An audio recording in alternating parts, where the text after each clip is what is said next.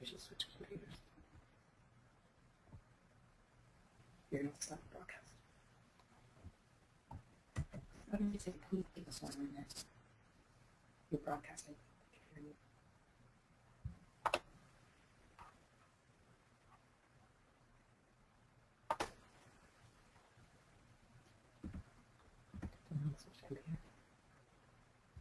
Is it broadcast? Here, is it broadcast?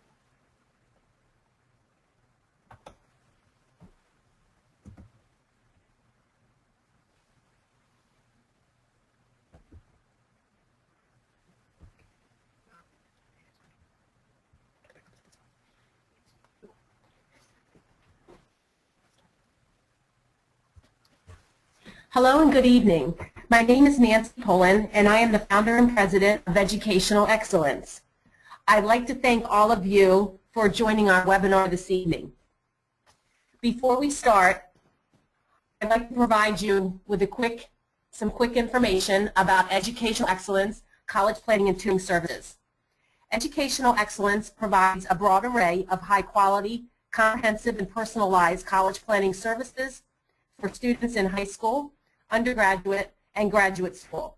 Our services are offered to students who reside in the United States and international students, and our services are provided in your home, our office, convenient locations, and via webcam. I personally provide all Educational Excellence college planning and tutoring services. Our #1 priority at Educational Excellence is helping your student make a wise college selection, be accepted to the college of his or her choice, and successfully achieve other important goals.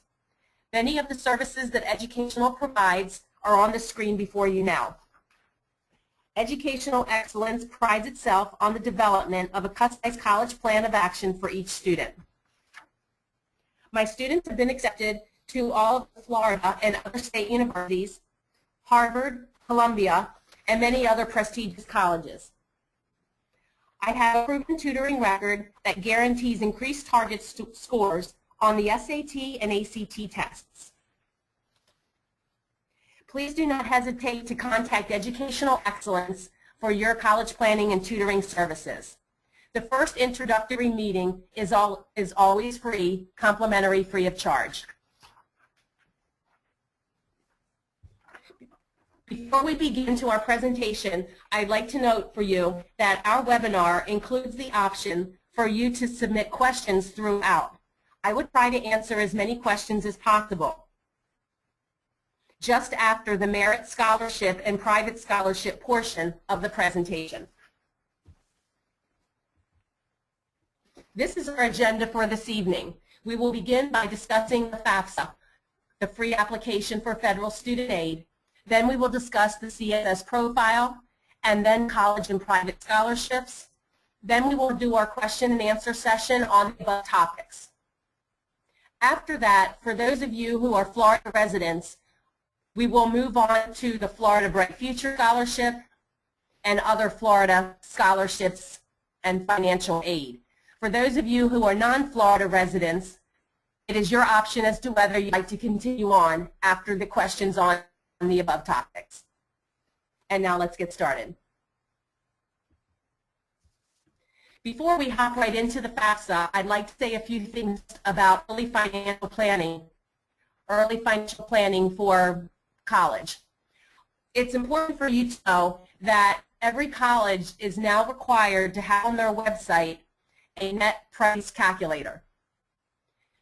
The way that you can find the net price calculator on the college is by going to the college website, actually put net price calculator into the search box. Once the calculator pops up, it will ask you to enter information regarding family income, number of students in the family in college, perhaps the student's GPA or ACT or SAT scores, a number of pieces of information. It does not require you to submit any identifying pieces of information. Once you enter the information, it will provide a report to you that shows from that particular college or university an estimate of the amount of financial aid and merit scholarships that the student would receive.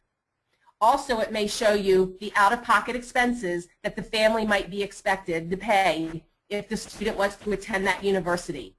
This net price calculator can be used at any time.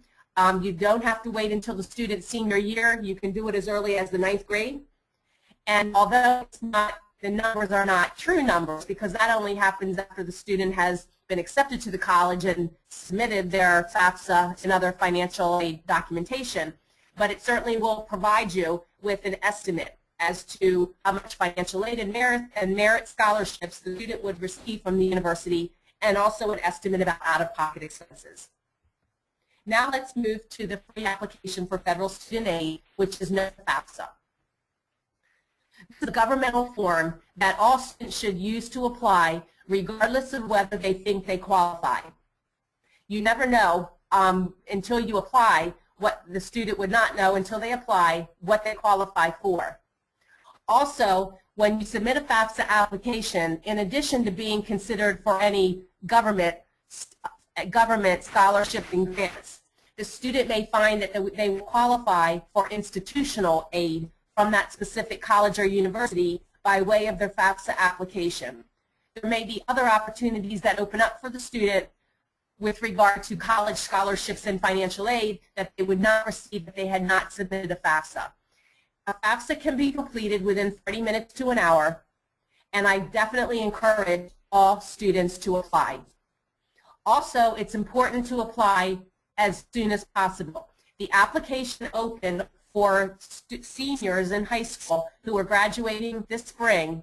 The application opened on January 1, and I do encourage all students to apply as soon as possible.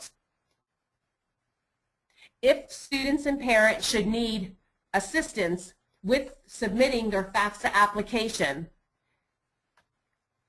it's important to take a note at College Goals Sunday. This is a designated day each year in February when colleges and universities across the country open their doors to their financial aid and admission counselors who are on staff and available to provide parents and students with direct one-to-one assistance with submitting their FAFSA application. Usually computer terminals are set up so that the application can be submitted with the assistance of these personnel right on the spot. The link that I have provided shows you is the link that will, if you open up that link, it will show you for each state the exact date in February for that state's College Goals Sunday and the participating institutions where students and families may go to receive assistance. All of this assistance is free of charge. Also, I'd like to note the studentaid.gov is a great link. That link provides you with all kinds of information about how to submit the FAFSA application. So that's a great link to reference as well. Now let's jump into more information about how the FAFSA, or the grants and scholarships and the financial aid that the student will receive by way of the FAFSA application, how that's calculated. It's important to first understand the EFC, or the family contribution. This is a governmental index that's used to calculate eligibility for financial aid. It's the amount that the family can reasonably be expected to contribute. However, it's not necessarily what the family will pay out of pocket. The reason I say this is because when the student submits the financial aid application, the FAFSA, they're being considered for certain grants, scholarships, and other kinds of awards based on just that FAFSA application. However, there are other sources of income, other sources of awards other than just the FAFSA. For instance, students who are Florida residents may qualify for the Florida Bright Future Scholarship. Other students may receive awards from private scholarships or merit scholarships from colleges. So you have to remember, when you look at your EFC after you submit your FAFSA application, that EFC is an actual dollar amount that the government believes that the family can reasonably be expected to contribute towards the student's college education for the first year. But remember, it's what the government reasonably expects the family to contribute based on the governmental formulas. They're not taking into consideration other sources such as Bright Future Scholarship, private scholarships, and college merit scholarships. Your EFC stays the same regardless of which college the students is applying to. When you actually complete the application, you'll enter the names of those colleges, all colleges that the student is applying to, and the EFC is the same regardless of which college the student chooses to attend. Within that governmental formula, there are two primary components. One is the parent contribution, and we'll talk a little bit more about that shortly and how that is calculated, but that is what the parent can reasonably be expected to contribute, not necessarily what they'll pay out of pocket. Also, there is a student contribution that's looked at for students that have income and assets. Again, it's the amount that the student can reasonably be expected to contribute. As an aside, I'd like to mention that the student contribution is actually weighted much more heavily into the FAFSA formula for the EFC than the parent contribution. So students who have a significant amount of income and assets, those students will find that they will have will have a higher EFC than students that do not. So again, please note that any income and assets that are in the student's name will bring down the amount of financial aid that the student will receive per the EFC.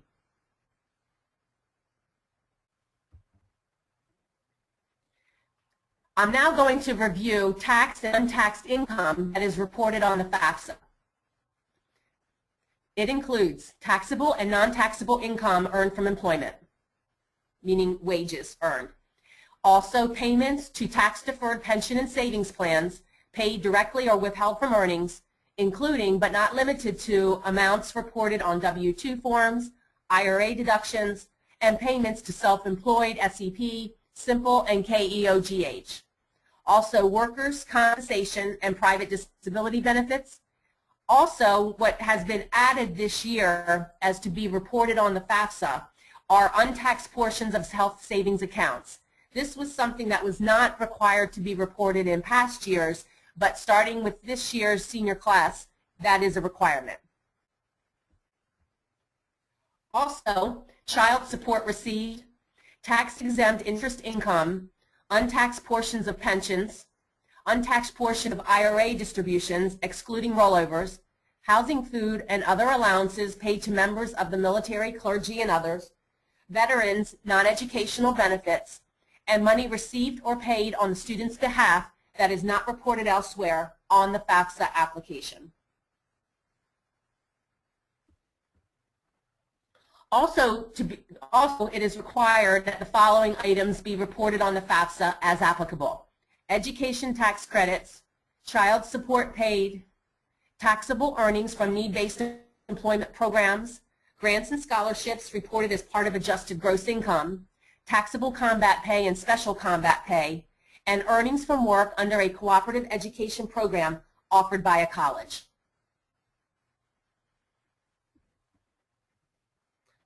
Allowances that may be reported on the FAFSA include U.S. income tax paid, state and other taxes, Social Security taxes, income protection allowance, and employment expense allowance. The following assets are required to be reported on the FAFSA: the current balance of cash, savings, and checking accounts. The way that the question is worded on the FAFSA application is, if it's the parent portion, what is the parent's current balance of cash, savings, and checking accounts at the time that the FAFSA application is being completed and submitted. That's the way that the question is asked. There is the same question for the student portion of the FAFSA application. What is the current balance today, meaning the day that the application is being completed and submitted, of cash, savings, and checking accounts? Also, other assets that are required to be reported on the FAFSA include net worth of investments, including real estate, but excluding the family's primary residence. So the home that you live in, your primary residence, is not required to be reported, but any additional real estate must be reported. Also, the net worth of businesses and investment funds. Assets that are not required to be reported on the FAFSA are the family's primary residence, also the value of retirement plans and 401k plans, life insurance plans, pension funds, annuities, non-education IRAs, KEOGH, and cash checking savings accounts.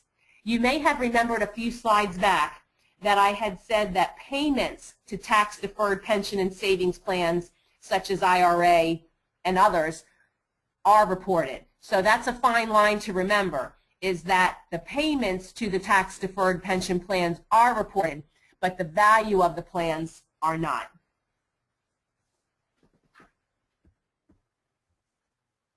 The EFC formula also includes the number of family members in college during that FAFSA cycle.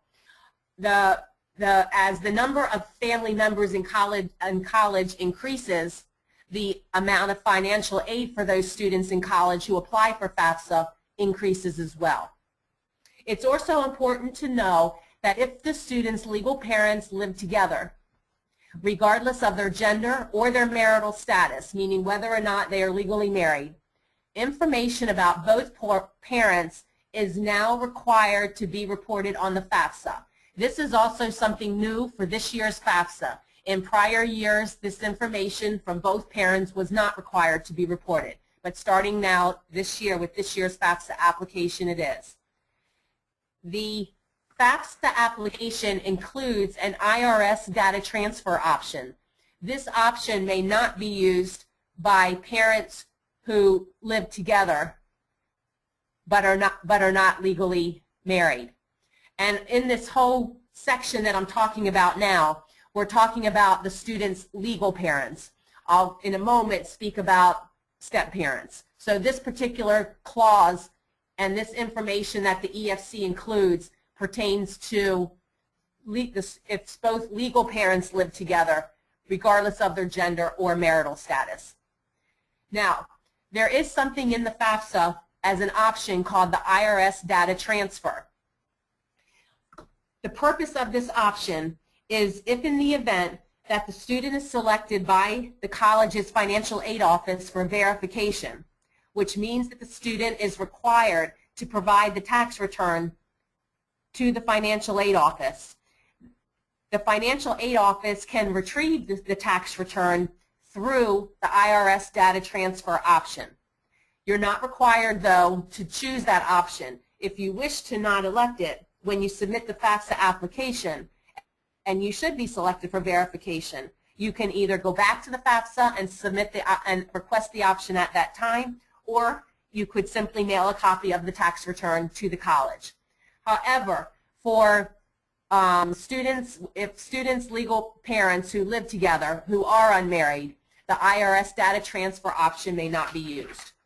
If the parents are divorced or remarried, whichever parent pays more than 50% of the student's expenses is reported on the FAFSA.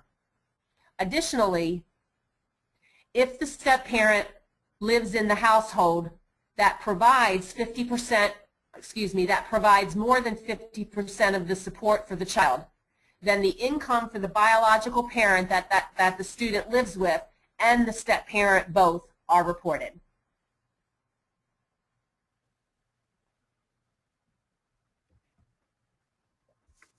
Now that I provided you with a basic understanding as to how the FAFSA process works internally with regard to the formula in EFC, I will now move forward to some important information about how to actually complete the FAFSA application. The first thing that should be done is for the student and one parent to apply for a PIN. The PIN is used to sign the FAFSA just prior to the FAFSA application being submitted. The website is listed on the screen, which should be used to request PINs. This can be done at any time for high school seniors. The website is www.pin.ed.gov. And again, the student should request a PIN, and one parent should request the PIN, not both parents, one parent.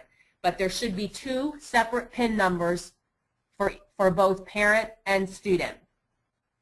The PIN number can be used to do subsequent FAFSA applications after the student's freshman year of college. So when the student becomes a freshman, and then this time in January of their freshman year, they will need to go back and apply for FAFSA again for their sophomore year, that same PIN number can be used. So it's very important that those PIN numbers be kept in a safe place. Also, parents, please note that your PIN number can be used for multiple children. So if you have one student this year who's applying for FAFSA, you'll obtain a PIN number for that student. You'll obtain your PIN number at this time.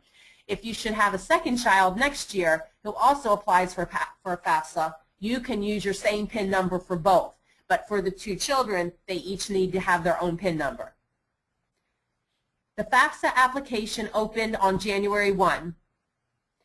As I mentioned earlier, it's best to apply now to have the optimal likelihood of receiving maximum financial aid award.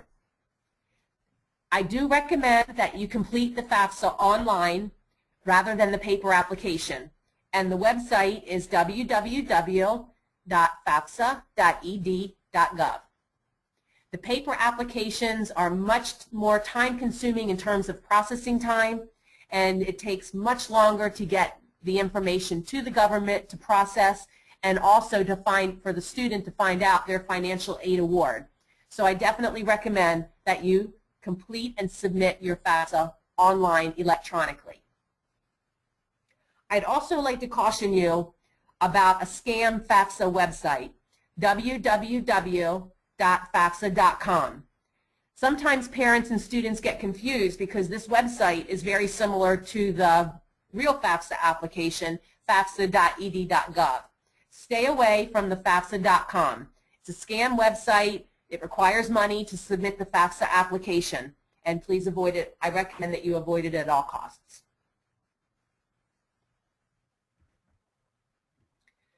Once you have obtained your PIN number and you know the website where you go to complete the FAFSA application, prior to completing it, there's a few things that I recommend you do first. You will need to do the FAFSA application as early as possible. You will need either your 2013 tax return. If that's not available and you're planning on doing the FAFSA tomorrow or next week and likely may not have your 2013 tax return at that point, that should not hold you up from submitting the FAFSA. You should use your 2012 tax return or an estimated tax return. Submit your FAFSA using those numbers from either the 2012 tax return or an estimated tax return. Once you do receive your 2013 tax return, you go back into the FAFSA application, and there is an option for you to make corrections and readjust the numbers and then resubmit it again. Also, before you actually enter information into the online FAFSA application, especially for first-time FAFSA users, I recommend that you go to the link that's listed on the second bullet of your screen to download a hard copy of the FAFSA on the web worksheet. This worksheet is closely identical to the actual FAFSA application. And so it gives an opportunity for you to pencil in your numbers from your tax return, and then when you go to do the FAFSA application online, it's just a matter of transferring the numbers from the worksheet into the real FAFSA application.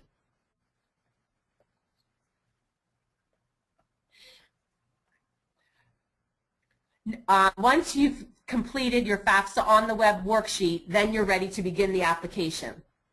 Also, please know, all students who are under the age of 24, it is required that the parents' information be reported on the FAFSA. There are a few exceptions to this called a dependency override in a number of less frequent circumstances where a child may be emancipated from the court, and in those instances there are certain criteria, by which a student could have a dependent override. But by and large, for most students who are under the age of 24, the parent's information must be reported on the FAFSA.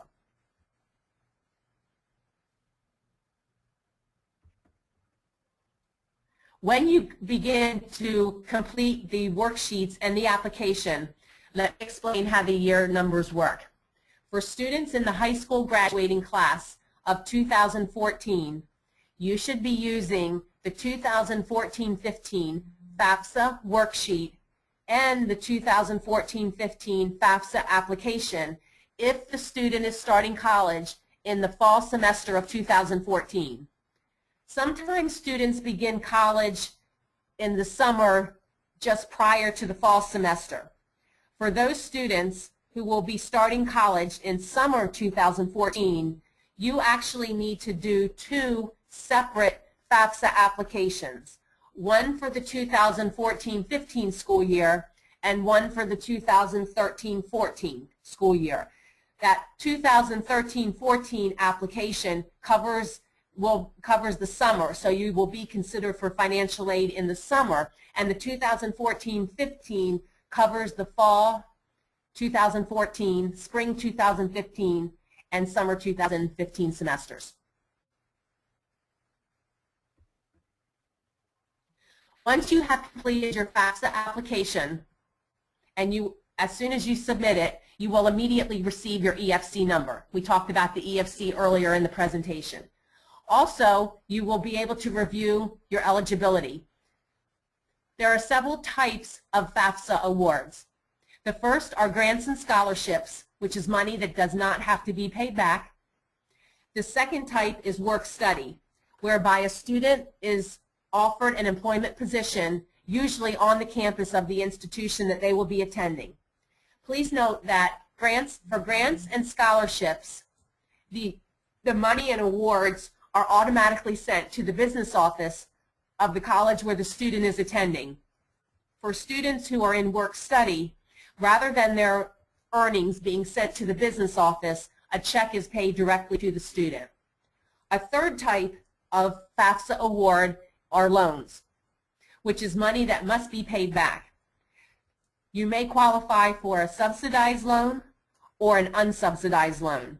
Subsidized loans mean that while the student is in their undergraduate years, the federal government pays the interest on the loan, and then after the student graduates college, they begin to paying back both the principal on the loan and also the interest. For unsubsidized loans means that while the student is in college, they are expected to pay the interest on the loan. It's not picked up by the government like the subsidized loan. That for those students who have unsubsidized loans, the interest while they are in college can be paid during the time that they are in college, or they can let the interest accrue and start paying that amount back after graduation from college, as well as picking up the new interest for the future years and also the principal. Students may qualify for student loans, and also parents may qualify for loans as well through the FAFSA.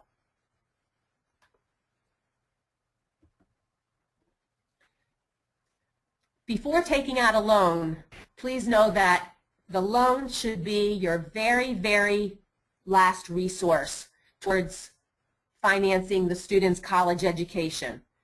Because this is something that has to be paid back, and if it's not paid back per the protocol of the lender and of the government lender, there are severe penalties. And I know a lot of this has been in the media lately about students not paying loans back, and it can become a extremely taxing financially situation not to pay the loans back. So before taking out a loan, I definitely recommend that you exhaust all other available resources first.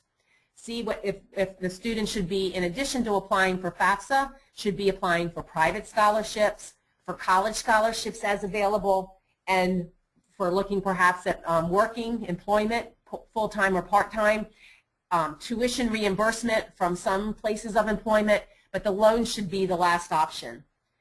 If after exhausting all other options, the student must take out a loan, I recommend that it be a federally insured loan.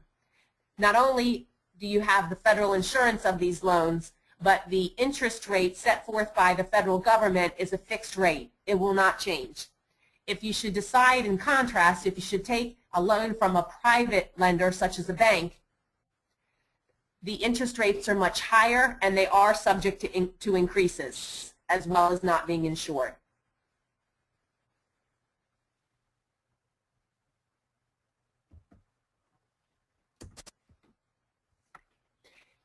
That concludes the FAFSA portion of our presentation. I would now like to move forward and talk about the next type of financial aid application, which is the CSS profile. The CSS profile is another type of financial aid application. Some, but not all colleges require that the CSS profile be submitted. If you are applying to one or more colleges that require the CSS profile, you can access it through College Board. Most high school seniors have a College Board login, and that is where they go to access the CSS profile. The CSS profile is a lengthy and detailed financial aid application. It's much more time consuming than the FAFSA and also asks for more details about the student parent's financial situation. There is a fee to submit the CSS profile, whereas there is no fee to submit the FAFSA application.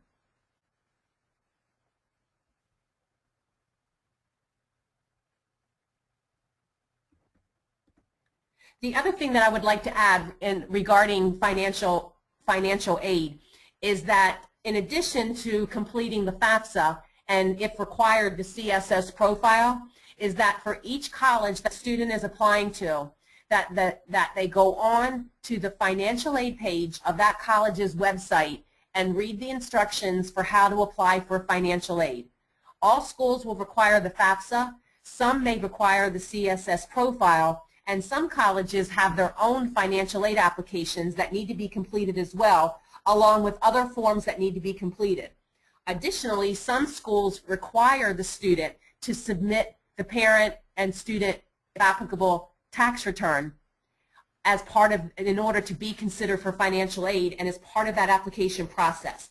So I can't stress enough that it's not in addition to submitting the FAFSA and if required, the CSS profile, be sure you check out the instructions on the college website to be sure that you're not missing any other steps or any other documentation that has to be required.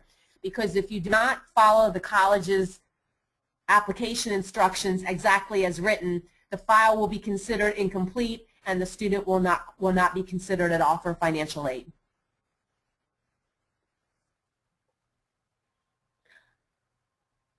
I'd now like to move forward with the college merit scholarships and private scholarships portion of our webinar. Let's begin with college-sponsored scholarships. College-sponsored scholarships, or merit scholarships, are awarded to students not based on their need, but rather based on their academic performance in high school, and oftentimes their SAT and or ACT scores and other factors. There may be merit college-sponsored scholarships for students with strong community service records. There may be merit college-sponsored scholarships for students who have particular talents, such as an art portfolio, students who have theatrical background, students who have music background, such as through an audition. But generally, the term merit or college-sponsored scholarships typically means scholarships from a specific college that are not need-based, but based on these other factors instead. When considering how much opportunity a student would have to receive college-sponsored or merit scholarships, this should begin as early as when the student is actually choosing colleges to apply to. Some colleges have merit scholarship awards available for students, others do not. So when you're thinking about which colleges you would apply to, and you're considering factors such as geographic location, the academic majors that the college offers, the size of the student enrollment, and so forth, take a look at the merit scholarships that are available from that particular college and what the criteria is. And you may decide to apply for schools that do offer more merit scholarships than perhaps other schools that do not. In order to be considered for a merit scholarship at a specific college, sometimes when the student applies for admission to the college, they are automatically considered for all merit scholarships. However, many colleges have additional scholarships that students can be considered for, but do require a separate application. And oftentimes these separate applications have application deadlines that are different than the admission application deadline. In some cases, the scholarship application deadlines are earlier than the admission application deadline. So once the student knows what colleges they will be applying to, it would behoove them to check with each college that they are applying to, and either on the website or by making a phone call to the college, inquire and find out as to whether in order for the student to be considered for the merit scholarship, do they need to do any separate applications or not.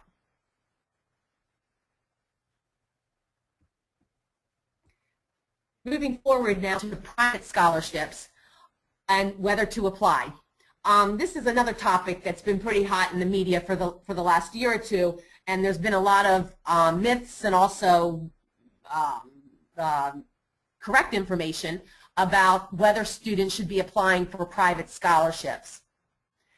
Some students and parents are under the belief that it's not a good use of time to apply for private scholarships because it reduces the amount of financial aid that the student would be receiving from that institution. My philosophy is a little bit different, and I'll explain. The first thing that I recommend that the parent and student does before the student applies for any private scholarship is to find out from that sponsoring organization, how is that award dispersed? Is it dispersed directly to the college, or is it dispersed to the student? It's also important to know that students do not have to be in 12th grade to apply for private scholarships. There are private scholarships available for students to apply from elementary and middle school all the way through senior year. So in some cases, let's say a student in the 9th grade receives a private scholarship. In some instances, the organization may send the money directly to the student, and the student can place that money in a bank account until they're ready to attend college. Or in other instances, the scholarship will hold on to it until the student is ready to attend college, and once they are, they let the scholarship organization know which college they will be attending, and the scholarship organization sends the award to the college. So that's an important factor to find out. Now, in some rare instances, what happens is if students receive a significant amount of financial aid awards and also have qualified for a number of high amount private scholarships, the student may run into a situation where they're called quote-unquote overfunded. And what this means is that between the financial aid and the private scholarships, the amount that the student has earned collectively is actually more than what it costs the student to attend college that first year. So in order to avoid this situation, private scholarship sponsoring organizations are becoming very savvy about this. And what they are doing is, in some instances, communicating with the student before dispersing the money to the college, because they want to be sure that the money is going to be used for college expenses and not simply to reduce the student's financial aid award. So it's a lot of private scholarship organizations now coordinate with the student on that. And in some cases, if they will be overfunded, the scholarship organization will hold on to that money and allow the student to use it not necessarily for tuition, room, and board, but perhaps to use it for books or other expenses. And in some instances, they will hold on, at the student's request, hold on to it, and if the student should decide to attend graduate school, then release the award at that time towards graduate school expenses. So my philosophy is that rather a black and white situation, that it's not a good idea to apply for private scholarships, is to find out how the award is dispersed. Secondly, I do acknowledge that completing high-quality private scholarship applications is very time-consuming, and we all know how busy students are during the school year. So I definitely recommend that the student strategically choose which private scholarships they should apply to based on how well they fit the eligibility criteria, based on the amount of the scholarship award, based on the number of awards that will be dispersed, and other factors. That way the student can spend their time most efficiently on those private scholarships that they are most likely to qualify for. And third, just by way of probability, the more scholarships that the student applies for, the greater their chances of receiving an award.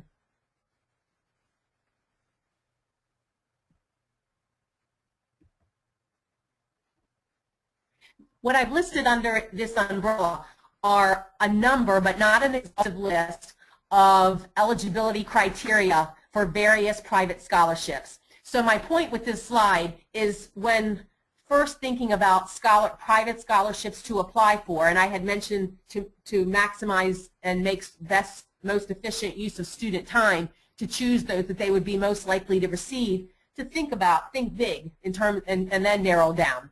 So the student should be thinking about their school performance, their performance in the community, and personal traits. So for instance, there are certain private scholarships for students with specific academic strengths, for students with talents, as I've mentioned earlier, such as music, submitting a CD of the student's musical performance, of students who are artistically inclined, of submitting a portfolio or an art creation, special achievements that students have earned, where the student resides, the student's gender. Sometimes private scholarships are earmarked for either male or female students. Also, sometimes private scholarships are also dependent on the student's financial need, and also sometimes the student's ethnicity. This is by no means an exhaustive list, but again, the point is for the student to take note and do some reflecting on what their strongest qualities are and what makes them individual and unique, and then seek out scholarships by which they can capitalize on these particular traits.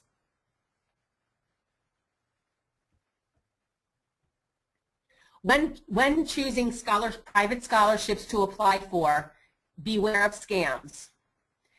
Very important, so as to not, with the high rate these days of identity theft, it's very important to know that if a private scholarship should ask a student for their social security number, for their banking information, for their credit card numbers, the student should not by any means be applying for these particular scholarships. Legit scholarships don't ask students for this kind of information. Also, students should never be required to have to make a payment in order to apply for a scholarship, nor should they be required to purchase a product. I definitely recommend, if any scholarship requests this kind of information from the student or parent, don't apply and avoid.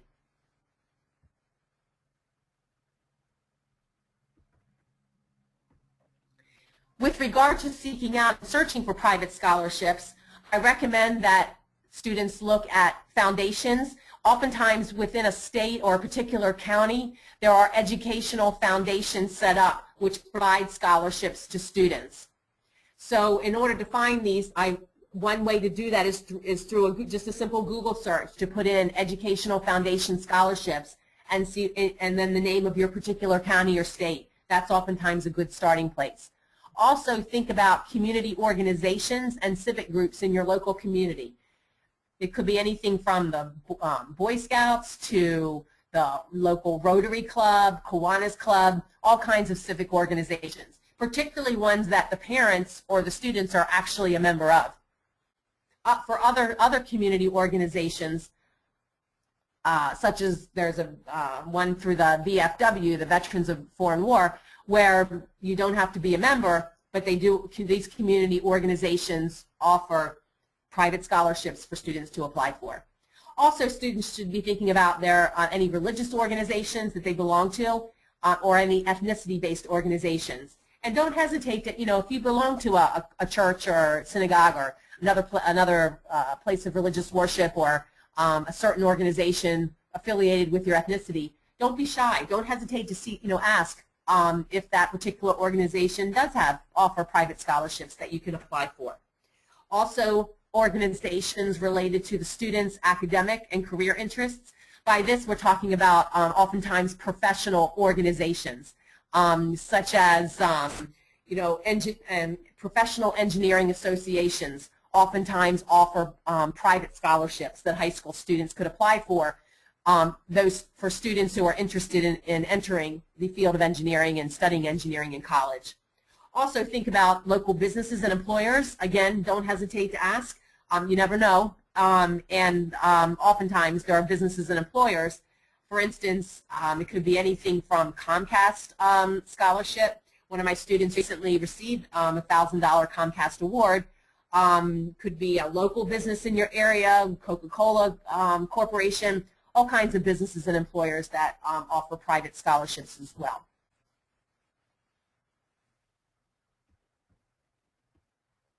To really facilitate your scholarship search, I've listed some of my favorite websites and books. I really, though, encourage you to use the website because the information is much more readily available. It's updated all the time. However, for certain types of scholarships, such as student-athlete scholarships and others, the books may be helpful as well.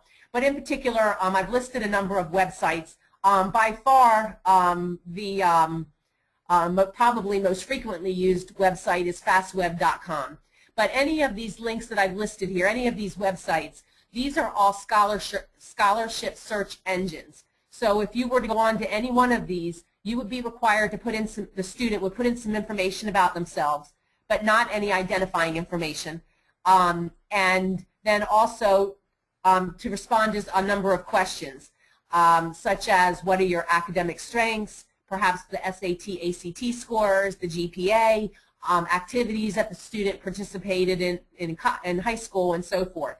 After completing the search questions, you simply click on results, and a list of scholarships comes up that matches up with the student's responses to those particular questions. And then from there, the student can take a look at the list of scholarships that did appear for them, and those links are provided to any of the scholarships on their list, so then they can investigate the scholarship even further by going on to the college website, by going on to the scholarship website and decide if that's one of the scholarships that they would like to apply for.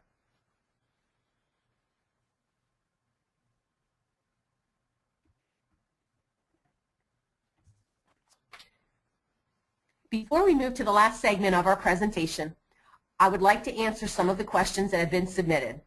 For those questions that I am not able to address at this time, please do not hesitate to contact me via email, Nancy, N-A-N-C-Y, at educationalexcellence.info.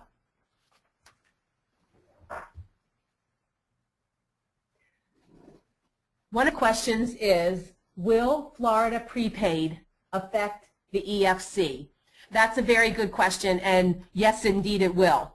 That for students or parents, it's actually on the parent side because it's the parent that holds the Florida prepaid. That prepaid amount is required to be listed on the FAFSA application. The second question is, will I send out slides from this presentation? Yes, I would be happy to do so if you would send me an email, and either myself or my assistant, Christy Garcia, would be happy to send you the slides. The next question is, if a student lives with two adults, a parent, and the parents live in non-married partner, but the partner is not one of the student's parents, does the partner's income need to be reported? I'm glad that question was asked because that actually helps me to reinforce what I was mentioning earlier in the presentation, which is different from past years. For this year, let's let me just take another look at the question. The student lives with two parents, an adult, and the parents live in.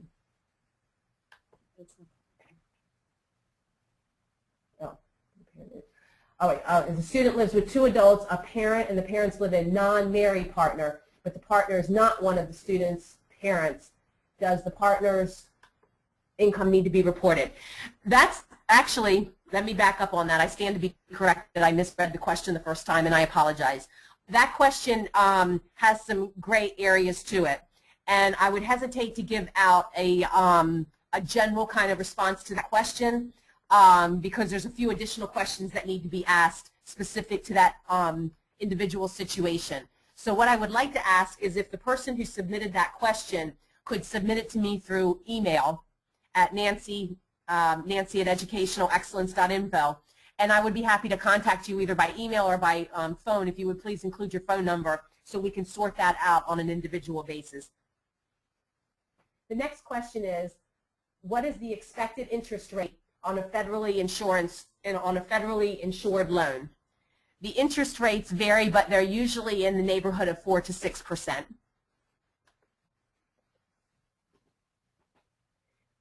The next question, how much money can I get strictly in result of the FAFSA? That depends. That depends on your EFC.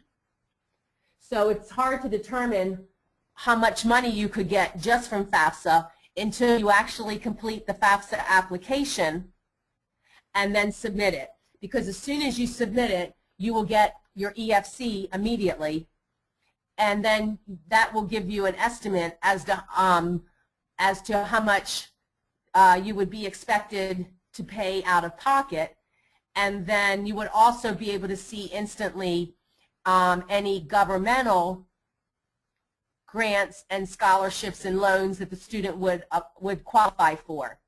But this is probably a good segue into something else that I need to bring up, which is that, just as I said, once you submit the FAFSA application, you will be able to instantly see your EFC and also any government scholarships, grants, and loans that the student qualifies for. You will not be able to see any grants that the student qualifies for from the college itself.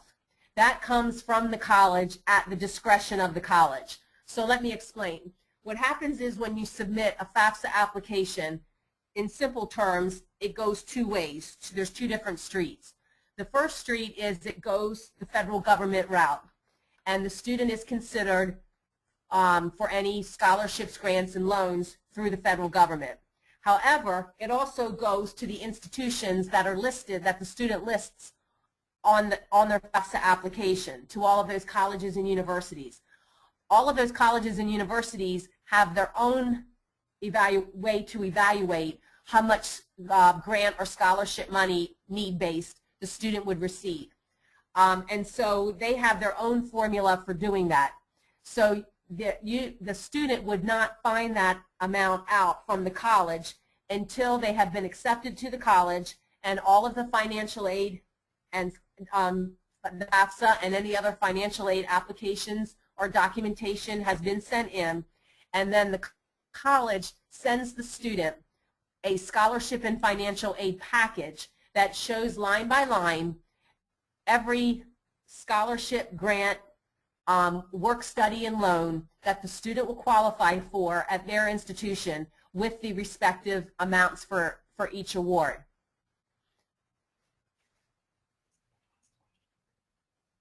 The last question is, what if parents are divorced? The child lives with the mother full-time, but the father claims the child on the tax return per the divorce decree.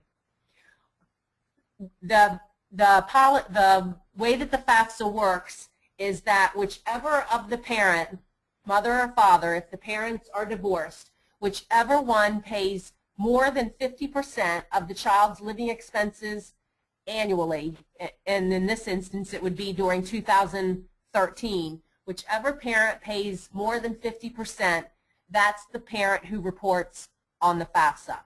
In some instances, it's split 50-50 between both parents, and in that instance, it's the parent with the higher income who reports on the FAFSA.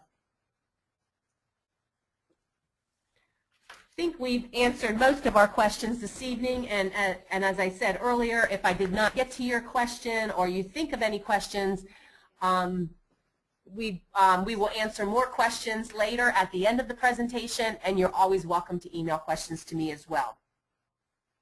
Before we move over, this concludes the FAFSA CSS Profile College Scholarships and Private Scholarships portion of our webinar. Our final topic pertains to the Florida Bright Future Scholarship and other scholarships and grants for Florida residents. For those of you who are non-Florida residents, you're welcome to stay on with us. However, if you wish to sign off at this time, I would like to again thank you for attending our presentation. I hope that this was a valuable experience.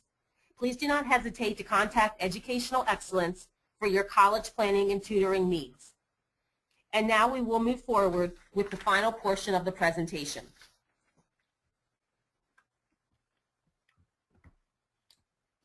Scholarships and grants for Florida residents. I'm going to begin by talking about the Florida Bright Future Scholarship. The website listed on the screen, www.floridastudentfinancialaid.org, is the link or the website where the student goes to complete their application for the Florida Bright Future Scholarship. When you complete this application, the student is not only considered for the Florida Bright Future Scholarship, but they are considered for other need-based Florida state aid and also other Florida scholarships as well.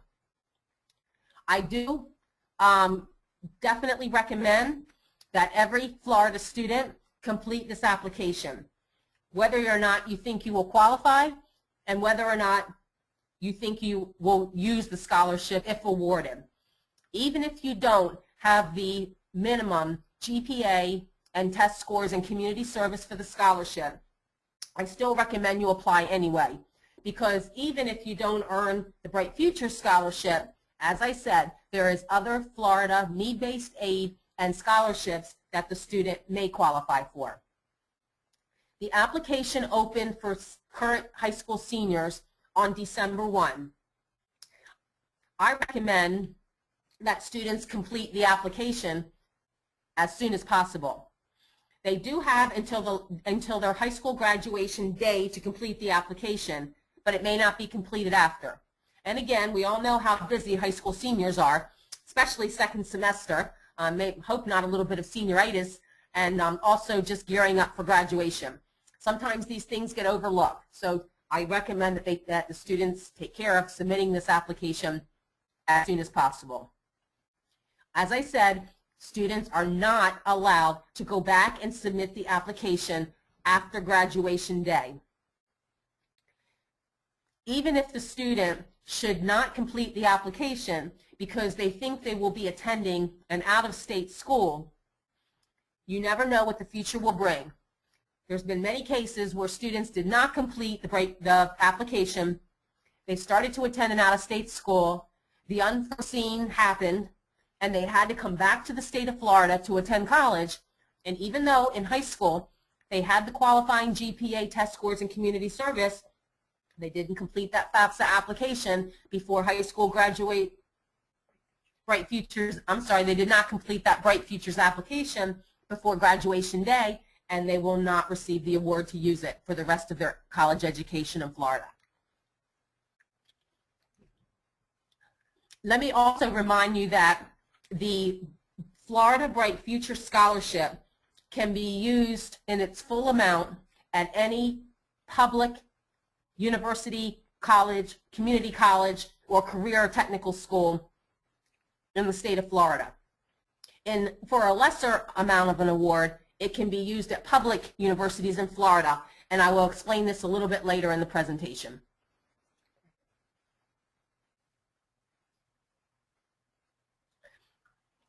Let's start with there are 3 Bright Future scholarships that the student can earn.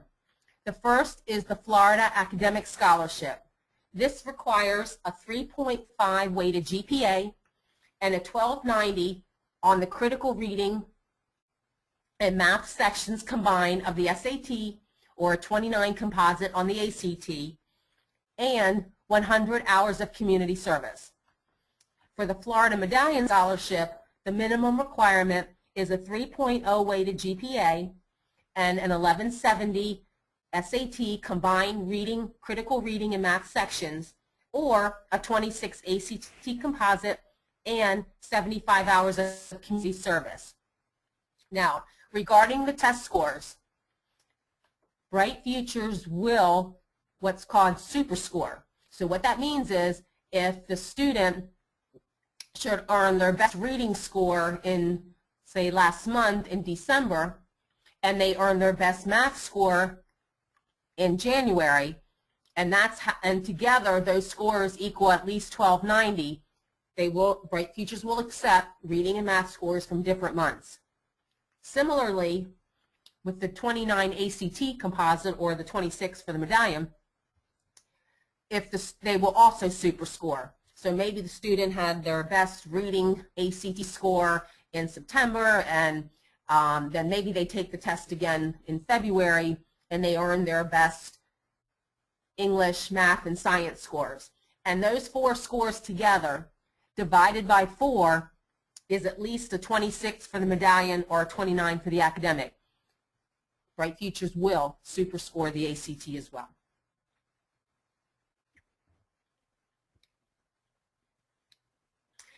Once you start to complete your application, you will be required to set up a login account and a PIN number. Just like the FAFSA number, keep the PIN number in a safe place so you can use it from year to year. There's only one, there is not a parent and student PIN number like there is for the FAFSA. There's just one PIN. Also, Bright Futures does not send updates about the student's status via email to the student's email.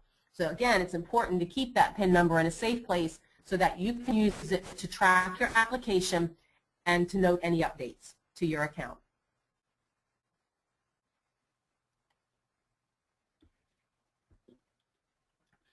Now, with regard to how the Bright Futures GPA is calculated, these are the requirements for both the academic and the medallion awards.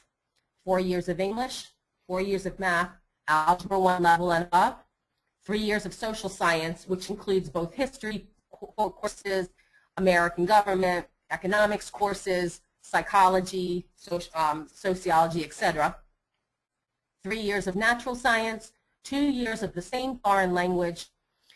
After those courses are looked at by Bright Futures for consideration of the scholarship, if the student has not met the required minimum GPA, they may use up to 2 additional credits in any of these above areas if it helps to bring up their GPA to the minimum requirement. Also, the student may use any fine art AP, IB, or ACE course to increase their GPA as well. Please note that the Bright Futures GPA is not the same GPA that is on the student's high school transcript. Bright Futures calculates and weights the GPA different from high schools, and also different from the way that Florida public universities calculate the GPA when they are considering a student for admission. Bright Futures weights a 0.25 per semester for any AP, pre-IB, IB, honors, pre-ACE, ACE, dual enrollment course. Courses of any of these levels all receive the same weight, 0.25 for 1 semester and 0.50 for a 2-semester course.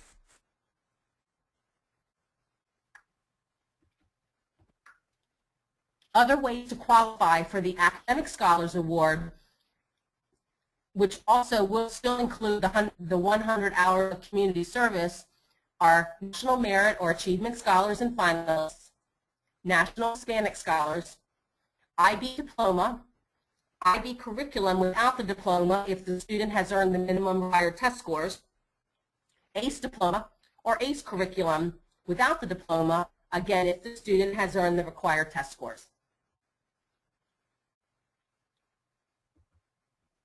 Other ways to qualify for the Medallion Award, along with having the 75 hours of community service, are National Merit or Achievement Scholars and Finalists, National Hispanic Scholars, students who earn an IB diploma, students who earn an IB curriculum, who have completed the IB curriculum with the minimum required SAT or ACT scores, students who have earned an ACE diploma, or students who have earned the ACE curriculum and have without the diploma but do have the qualifying minimum test scores.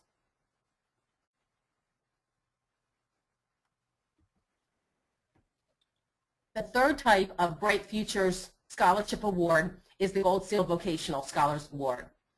Beginning last year, this award may not be used for a bachelor degree program at a four-year institution. It must be used for a vocational or career state-approved training program. The requirements for GPA are a 3.0 weighted GPA in the 16 core credits required for the four-year high school diploma, and also a 3.5 unweighted GPA in the 3 career and technology education credits in one vocational program taken over at least 2 academic years.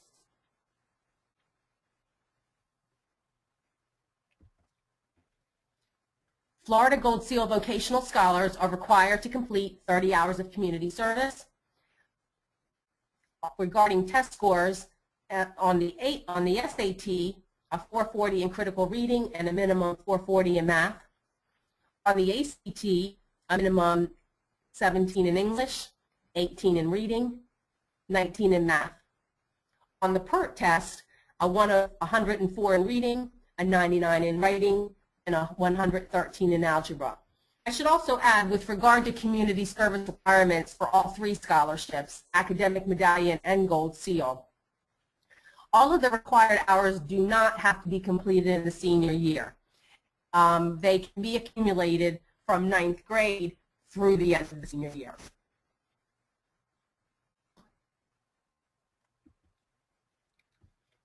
These are some important requirements for all Bright Futures scholarships. The student must be a Florida resident and a U.S. citizen or eligible non-citizen as determined by the post-secondary institution. The student must be pursuing an undergraduate degree at an eligible Florida post-secondary institution. And this is a good time for me to bring up what I mentioned earlier, is that the full amount of the Bright Future Scholarship can be used at any Florida public institution, college or university. For private universities, for sake of example, the University of Miami, if the student should have earned the academic award, Bright Futures Academic Award, which pays just under 100% of the tuition, it would pay that amount, just under 100%, at any Florida public university, like Florida Atlantic University, University of Florida, and so forth. At a private, and usually right now, the annual tuition at a public university is approximately $6,000. If students should earn the Bright Futures Academic Scholarship and decide to attend the University of Miami, the tuition at the University of Miami is much, much higher than it is at a Florida public institution. So the Bright Futures would not pay just under 100%. It would pay the dollar value, which is about $6,000. More requirements for Bright Future scholarships are that the student graduate from a public high school or a Florida Department of Education registered private high school. They must not be found guilty of or plead no contest to a felony charge in adult court. We had a question earlier about the Florida prepaid. Please know that if the student is eligible for the Florida and awarded the Florida Bright Future Scholarship and the parents have also purchased the Florida prepaid, both may be used. Neither entitlement is lost because the student has both.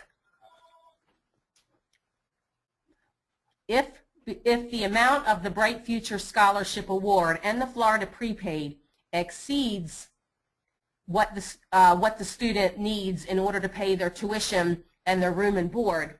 The excess is cut in a check given directly to the student. Also, please know that for the Bright Future Scholarship, funding begins in the fall semester after high school graduation. It cannot be used for students who are starting college in the summer after high school graduation. The Bright Futures cannot be used because it begins in the fall semester. Some other important additional information about using the Florida Bright Future scholarships. Students are not required to be enrolled full-time. Full-time students must earn 24 semester hours per academic year. That's the fall and the spring semester collectively. Part-time students must enroll in a minimum of 6 hours per semester and earn the required number of hours they were funded for. This is very important. If a student is receiving the Bright Future Scholarship to pay for their courses and they withdraw or drop from a course after that college's drop-add period is over, the student is required to pay back to the college the amount that the Bright Futures covered for that particular course. If the student drops the course during the college's designated drop-add period, there is no penalty at all. But if they drop or withdraw from that course after that drop-add period, and ultimately their grade will turn into an F, they are required to pay that money back. Bright Future Scholarship funding will be paid for up to 120 credit hours, because 120 credit hours is what's required to receive an undergraduate diploma. The initial funding must start within 2 years after high school graduation, and the award will apply for up to 5 years after high school graduation. Students who receive a bachelor's degree in 7 or less semesters may receive funding for 1 semester of graduate study, maximum 15 hours at the undergraduate rate if the graduate school is at a Florida public university.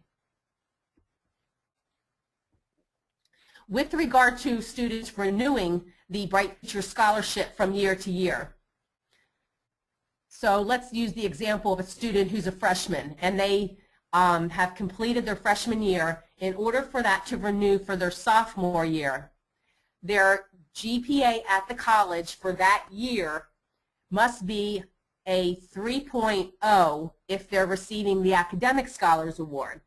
For students who are receiving the Medallion or Gold Seal Scholars, the minimum GPA for the freshman year at that college is a 2.75. And it's the same GPA requirements to renew from sophomore to junior year and junior to senior year. If after the freshman year GPA, the student is below the required GPA, they are granted a one-time restoration for sophomore year, meaning they still receive the Bright Future Scholarship in their sophomore year. However, if during sophomore year the student does not meet the student's sophomore yearly GPA, does not meet the minimum required GPA to renew the scholarship, they will lose the scholarship and will not have any more restoration. The same is true if that should happen during their junior year. So restoration may only happen with regard to the freshman year GPA.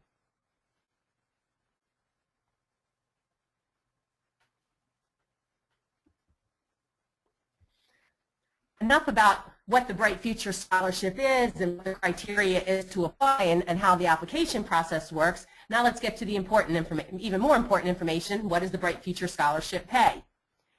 At a 4-year institution, per semester hour, for students who are receiving the academic award, it pays $103 per credit hour. For those students at a 4-year institution who are receiving the Medallion Award, it pays $77 per semester hour.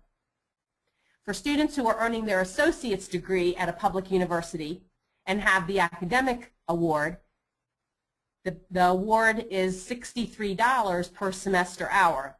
And for those who have the Medallion Award, it's $48 per semester hour. Now compare that to the current costs at Florida public universities for Florida residents. For those that are attending now, a 4-year public institution, 1 credit hour is $105. So students who are receiving the academic award, Bright Futures is paying $103 out of every semester hour, which costs $105. So that's only a $2 difference that comes either out of pocket or from another source. Students who are receiving the medallion award,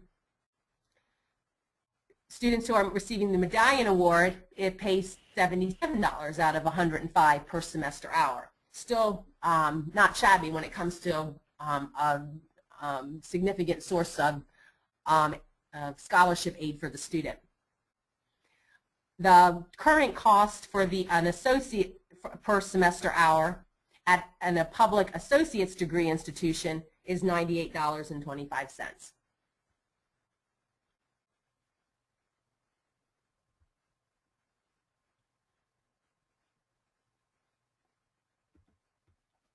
I had mentioned at the beginning of this segment that when you complete the application for Bright Future Scholarship, that all students should apply, because you're not only being considered for the Bright Future Scholarship, but you're being considered for other state program aid, need-based aid, and merit scholarships as well. And I wanted to mention a few of these. One is the Florida Residency Access Grant. This usually varies between $2,000 and $3,000. And for any student who decides to attend a private university in Florida, the student automatically receives that Florida Residency Access Grant. All they have to do to receive it is to complete that Florida Bright Futures application at that website that we showed you earlier. Also, students will be considered for the First Generation Matching Grant Program. This is for students whose parents have not earned bachelor degrees. They will also be considered for the Florida Work Experience Program, which parallels the FAFSA work study program that I talked about earlier, except that it's state money being used to pay for it instead of federal. Students will be considered for the Rosewood Family Scholarship Program, the Jose Marti Scholarship Challenge Grant, the Mary McLeod Bethune Scholarship Program, and the Florida Public Post-Secondary Career Education Student Assistance Grant Program. Again, you must submit the Florida Student Financial Aid application in order to receive these awards above, as well as the Florida Bright Future Scholarship.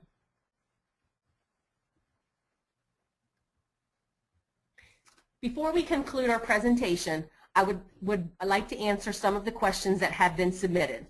For those questions that I am not able to address, please, again, don't hesitate to contact me via email, nancy@educationalexcellence.info. And I see that we have one question, and it says, is the weighted GPA, with regard to the Bright Futures, is the weighted GPA the HPA? There is no HPA with regard to the Bright Future Scholarship.